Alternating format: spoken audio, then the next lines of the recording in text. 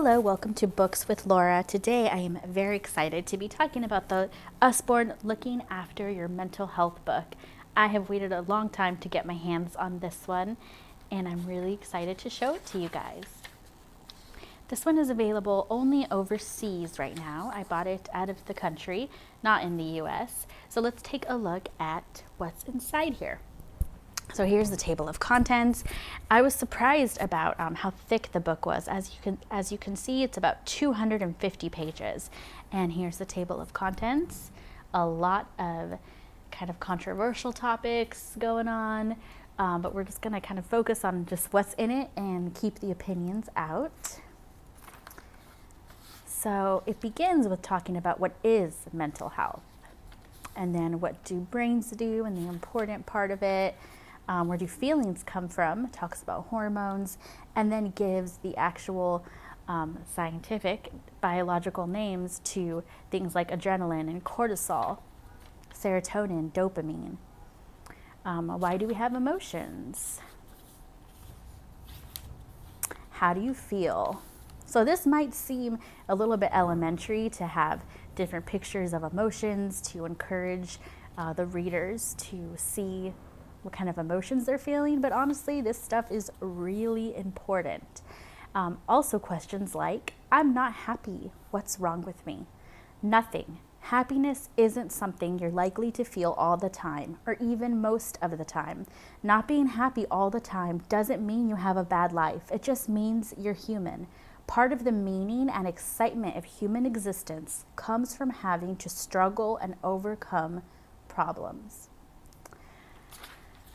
So beautiful. I think this book is fantastic. It really puts into words very complicated emotions and complicated feelings that kids might need to hear. So it goes through, talks about envy, jealousy, loneliness, love, hatred. There's so much going on in this book. I wish I could read it. I could read all of it, and I might just do a read aloud of the book at some point, but let's see, let me try to flip through. Body and mind, social media. Oops. This is a friend for every mood. Toxic friends, really important stuff. Some friendships aren't good for you. They're sometimes called toxic friendships because they're an emotional version of poison. So here it gives some examples of what a toxic friend might do to you. How to handle toxic people. Am I a bully? And then also what to do if you're being bullied and coping with bullying. Your family might have no children, lots of children, 2 dads, 2 moms, half siblings, a big house and a big garden, someone with a disability, someone who died and isn't around anymore.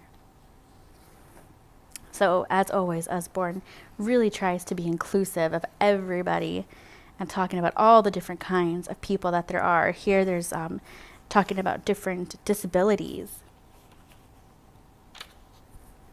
Sex and romance. It's okay if you don't want a relationship. You do want a relationship. You like girls, you like boys, you like everyone, you like no one. You never date anyone, you fall in love. And then it gives it a name to all the different kinds of sexualities people can be, but also pansexual. Here it also talks about coming out. Good relationships and bad relationships. Breakups, sex.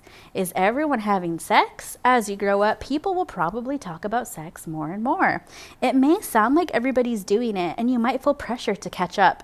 Actually, it's probably just all talk. The average age that people first have sex is about 17, but many people do it when they're older, and that's perfectly normal. I think that's what kids need to hear, that they are normal and that these feelings that they are having are totally justified and totally real. There was cyberbullying right there, trigger warnings, pressure, how to be organized and stay on top of things, drink and drugs, peer pressure. So I think I may just do a read aloud of this book. It will take some time because obviously it's pretty long, but I think this stuff is really important. Depression and anxiety.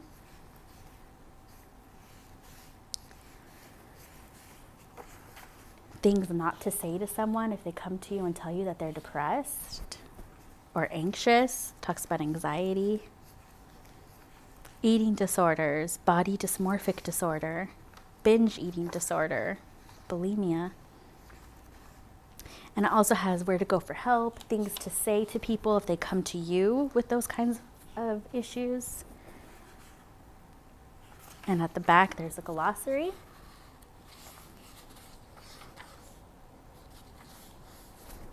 And an index.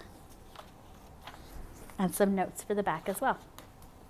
So again, I did not find this one in the US. It's that price, but that's all. Let me know what you think about this book in the comments below. Thanks for watching.